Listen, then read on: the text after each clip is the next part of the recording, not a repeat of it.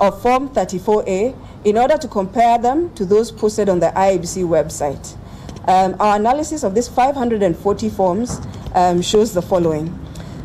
536 out of the 540 forms on the IEBC portal were legible. So when we compared ours to what was on IEBC, some we could not compare because not all of them were legible. 7 out of the 536 forms did not have official IEBC stamp. 1 out of the 536 forms was not signed by the presiding officer. And in one instance, the figure for Uhuru Kenyatta in the ELOG form was 86, but the figure in the IEBC form, which was then also transferred to Form 34B, shows 286, so a difference of 200 votes. On voter turnout, we noted that there was very low voter turnout. In relation to the the audit of the voter register,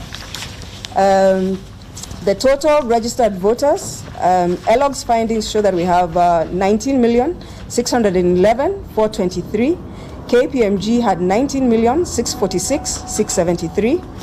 The number of ID passports that were duplicates, ELOG had 81,024. KPMG had discovered 93,548. Duplicated ID passport records plus surplus records, ELOG had 169,646. KPMG had 197,677. ID records with more than 8 numeric characters in the field, ELOG had 44,101. KPMG had discovered 60,853. Records with numeric characters only in the names field, ELOG had 48. KPMG had 69. Records with letters only in the ID passport field, ELOG had 568. KPMG had 755. Those with a single name, either primary or second name only, ELOG found 11. KPMG had a 12, which shows that only one has been removed from the list since the KPMG exercise. And so those are some of the findings in the audit. So in conclusion, based on our observation of the last few days or a month or so, the overwhelming issue on the conduct of the fresh elections was whether the political environment created a conducive environment in which credible elections could be conducted. ELOG notes as follows. The first one is that the postponement of elections in 25 constituencies due to insecurity, violence, and tensions served to disenfranchise millions of Kenyans who were eligible to vote. Secondly, the absence of party agents, of some party agents, key party agents, and even observers in certain places other than the Jubilee agents who are present. Okay, let me reread that. The absence of party agents other than Jubilee ones in the majority of polling stations, as well as observers in a large majority of the stations, severely compromised the transparency and accountability of the voting and counting processes. On the basis of the above challenges, ELOG concludes that the existing environment was not conducive for conducting a credible election. In addition, ELOG cannot authoritatively state whether the IEBC complied with all the directions of the Supreme Court. Our recommendations are as follows, and the first is on elections management. ELOG recommends that a comprehensive audit of the electoral process be undertaken. This process should involve as many stakeholders as possible, and lessons learned must inform the next phase of the electoral reforms. Some of the areas we've identified that are key for electoral reforms would include, number one, the voter register, which remains a contentious issue that must be addressed. We noted that in this instance, it was shared one day to the election, which is in contravention of the requirements of the law. We've already spoken to turnout being quite low.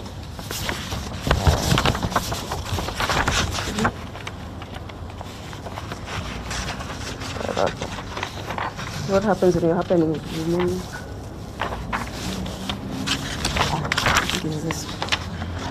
Sorry. So let me just start again our recommendations from the beginning, and apologies for that. So on elections management, I spoke about the voters register, which remains a contentious issue that must be addressed. ELOG noted that the voter register was publicly shared one day to the election, which is in contravention of the spirit of the provisions of the Elections Act that requires adequate time be accorded to the voters to verify their details. Preliminary findings from our voter register audit indicate that IEBC has not managed to fully clean up the register after the KPMG audit, so more work needs to be done on the register. On the regulation of campaign financing, while the law on the same has been suspended, the Constitution gives IEBC the powers to regulate campaign finance under Article 88(4)(1). This area remains weak, and thus the competition is not on a level playing field. Electoral offenses continue unabated, and there is need for enforcement of the law by various agencies responsible, starting with IEBC, but also not forgetting the Office of the Prosecutor, as well as others. On voter education, this seems to have been a continuous challenge, and so our recommendation is that voter education must be continuous and consistent throughout the electoral cycle to help citizens see through fake news and misinformation. IEBC should also endeavor to provide simple, regular, and clear information to the public. Our second recommendation is around building a nation and promoting tolerance and harmony. The political divisions in this country immensely affected the fresh presidential elections. As the country readies itself to engage on either a political settlement and, of course, possible petitions against the concluded elections, political leaders should promote a culture of tolerance and harmony and dissuade their supporters from engaging in violence. Our diversity as Kenyans should be a factor for celebration and appreciation rather than a point of fracture and tension. The third recommendation is around dealing with the scars of violence. ELOG recommends that the Office of the Director of Public Prosecution speedily investigates the numerous incidences of assault and killing of civilians in the run-up and during the just concluded elections. So far, no official report has been issued by the authorities. Kenyans, survivors, their families, and communities should be assured that the state does not condone violence committed by the police or any other person and will take all measures necessary to end impunity for these violations. Our fourth recommendation is around respect for institutions. The Constitution of Kenya vests power to several independent institutions to exercise their mandates. Two of these institutions, the IEBC and the judiciary, have come under heavy attack by political actors. ELOG recommends that respect for institutions must be upheld by all Kenyans, regardless of whether they are political or not. Equally, so the beholders of the said institutions should uphold the dignity of their offices by ensuring they conduct themselves in accordance with their delegated mandate and the provisions of the Constitution. The sixth recommendation, national dialogue. There is a need for a national dialogue to address a broad range of social, political, and economic issues affecting the country. ELOG urges all stakeholders be involved in this exercise. Similarly, we urge that the terms of reference and agenda for this dialogue to be agreed upon by the relevant stakeholders within the shortest time possible. ELOG, as a Kenyan citizens platform, remains concerned about the lack of respect for the Constitution of Kenya that has been manifested during this period. These include attacks on the independent institutions, disregard for the rule of law, inclusivity and public participation, and flagrant human rights violations. It is clear that we also must work very hard to build confidence in the electoral process, as this is a key pillar of Kenya's democratic practice. Kenyans must make deliberate and purposeful strides to work towards cohesion by addressing the political challenges that hamper Kenya from realizing the aspiration promised and premised in our Constitution. Thank you. I think it's good to have the same version, a summarized version in Swahili by Bwana Latif Shaban. This is the you were struggling with something. The recommendations. I think I would definitely go to the recommendations more than what you have shared in English.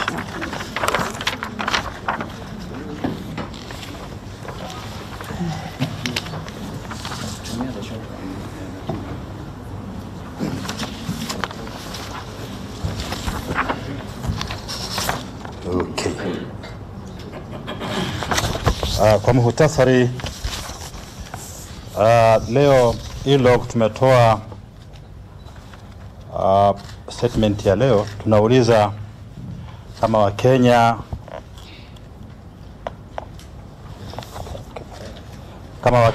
waliwajibika katika huu uchaguzi. Tunasema kwamba ile hali ya kisiasa iliyokuwa nchini haikuwa hali nzuri ya kuendesha uchaguzi ambao ungehusisha watu wote, wananchi wote wa Kenya. Na ripoti zetu za hapo mwanzo zilizungumzia mambo mengi ambayo hatuwezi kuyazungumzia hapa. Kitu muhimu tunaangalia tunatoa mwelekeo gani mbele ndio nchi yetu iweze kusonga mbele na tusisahau haya matatizo ambayo tumeyakumba wakati huu. Jambo la kwanza ni kwamba sisi kama ELOG tunaomba ule usajili wa wapiga kura wa Kenya hapa ambao kwa hivi sasa ni kama milioni 19 uangaliwe tena, na watu wote ambao wanahusika na usajili wahusishwe, hasa tukiangalia kwamba waliosema KPMG ni milioni 19 na laki kama 6. Sisi pia tumeangalia tofauti ni kidogo sana, kama kidogo, yani si nyingi, tofauti sio nyingi sana. Ya pili ni kwamba masuala ya utumizi wa fedha wakati wa kampeni, hili swala lazima tuangalie, tujue hawa ambao wanafanya kampeni wanatumia pesa ngapi na hizi pesa zatoka wapi, manake wanatumia pesa nyingi sana. Jambo lingine ni kuangalia makosa yanayohusu sheria za uchaguzi. Kunazo taasisi mbalimbali ambazo zinahusika kuangalia nani wanafanya makosa, na tunaomba hizi taasisi ziweze kufuata wanaofanya haya makosa hata akiwa nani, na waweze kushtakiwa mbele ya sheria. Tukiangalia pia kwa pande ya wananchi ni kwamba masuala ya kupiga kura ama uwajibikaji wa uraia, hili swala tumelisahau, na ni muhimu Wakenya wafunzwe umuhimu wa kupiga kura na mazingira ya wapiga kura yaweze kuangaliwa bila kuingiliwa na upande wote wa kisiasa. Kujenga nchi na kuweza kusameheana pia ni muhimu sana katika kuangalia Kenya ya kesho inapokwenda. Hii migawanyiko ya kisiasa imeweza kuvuruga sana uwiano wa nchi yetu, na tunaomba katika sheria zetu uwiano iwe ni jambo la mbele, na wahusika wote waweze kukutana hivi karibuni. Tusingoje sana, tuweze kujua wale ambao wanapeleka siasa zetu mbele na washikadau wengine, tuweze kuzungumzia jambo la uwiano wa Wakenya, kuondoa hii migawanyiko ya kisiasa. Ukiangalia pia masuala ya watu kutumia nguvu za kushambuliana, sisi tunaomba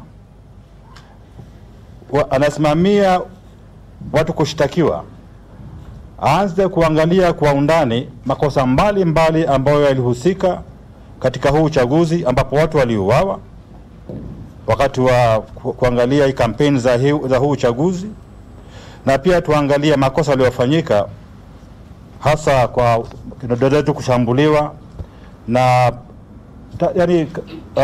ukiangalia watu wengi walipata tabu katika hii uchaguzi, watu kuuawa, watu karibu 60 waliuawa. Lazima tuangalie na tuweze kuwasaidia wale ambao walipata shida, wasaidiwe kiserikali. Jambo la muhimu pia ni kuangalia taasisi ambazo zimepewa jukumu ya kuangalia masuala mbalimbali ya utawala wetu hapa Kenya, hasa kama IEBC, yani shirika la kuangalia mambo ya uchaguzi, lipatiwe nguvu na liheshimike na kila mtu aliheshimu. Ya mwisho ni umuhimu wa kuongea katika national dialogue, mazungumzo yatakayohusu Wakenya wote kuongea pamoja, na tena na karidhi kuongea pamoja hivi karibuni, sikungojea siku nyingi, iweze Wakenya kusameheana. Masala ya uwiano tuanze kuzungumzia sasa, manake hii nchi inakwenda mbele, hairudi nyuma.